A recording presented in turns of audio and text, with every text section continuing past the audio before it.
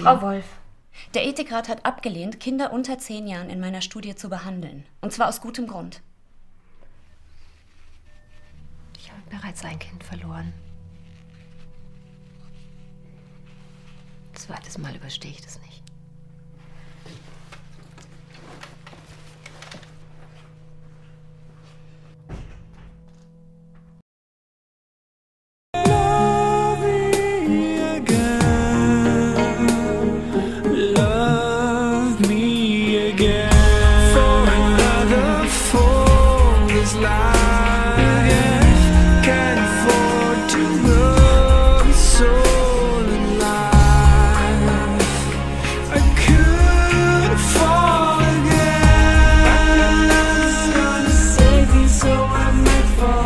Natürlich habe ich nicht darüber nachgedacht, dass es ja vielleicht auch mal angewandt werden muss beim Fliegen. Das möchte man nämlich nicht. Ich habe auch die ganzen Flugerfahrungen immer in Träume verpackt und bin im Traum, ich glaube, 50 Mal abgestürzt, aber immer das Flugzeug evakuiert. Immer sicher die Leute ausgebracht. Und einmal da wurde uns dann gesagt, dass ein Triebwerk abgeschaltet werden muss, was bei 4 Triebwerken ja nicht so dramatisch ist, aber